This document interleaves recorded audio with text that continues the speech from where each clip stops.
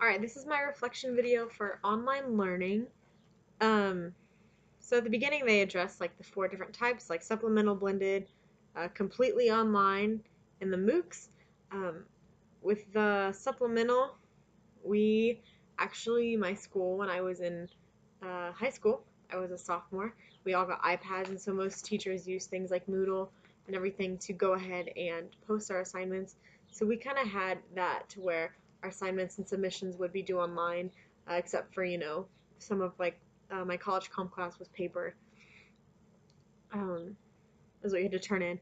But then we also, our senior year, one of our government classes became a blended class to where it was on Tuesdays and Thursdays at 8 a.m., but they only had to show up a certain amount. I wasn't sure. I was in the AP government, so I don't know exactly how that worked, but it was that kind of idea, to where you either didn't have to show up one day a week or at all, just as long as you got your kind of stuff in.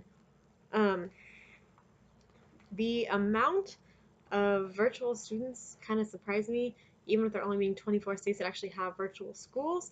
Um, I mean, coming from a small town, definitely not used to that. We did have a program called Virtual School through our high school. What that was is you would take your core curriculum online, but if you did any extracurriculars like band, yearbook, anything like that, you would come to campus and do it. That would be the only thing that I had personally experienced. I had friends that did it. Um, I think that online learning is good for upper level students. I don't think kindergartners, especially like those younger ages, I don't think it's conducive to learning. The percentages of online like students from like kindergarten through fifth grade was crazy to me. I think that a student needs one-on-one attention as much as possible, or interaction with other kids and other adults and everything other than their family at that age when they're still developing. Middle school, I can kind of see it, but I still believe that sixth through eighth grade is still a developmental stage. But I believe once you get to high school, you definitely, um, you can definitely take online classes. I know I did. I know my husband did. I know a lot of other people that had these opportunities to take them, these upper level classes, especially like things like calculus and physics that we were lucky enough to have a classroom for, but other people weren't. So I can understand that, but I don't believe that at the younger ages it's necessary. And I think there are exceptions for students with disabilities in order to make it easier for them, but I don't think it should be for everyone.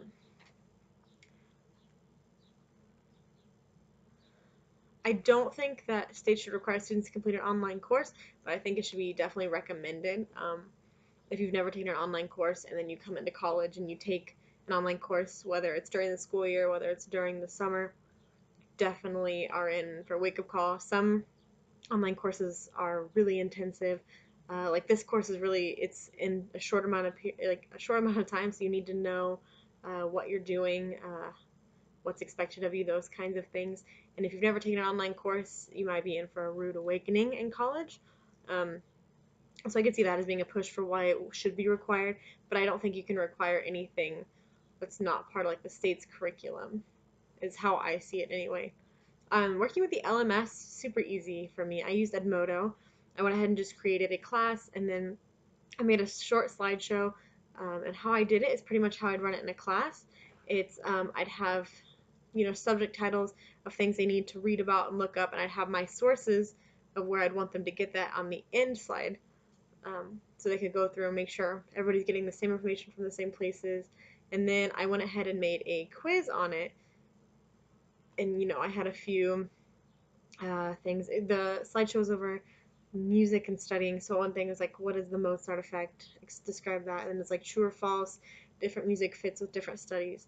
Things like that. That would definitely be something I would use if I'm teaching a high school band. I would use it as an extra credit opportunity. If I'm teaching high school music theory or something like that, it could definitely be a quiz or part of its own lesson.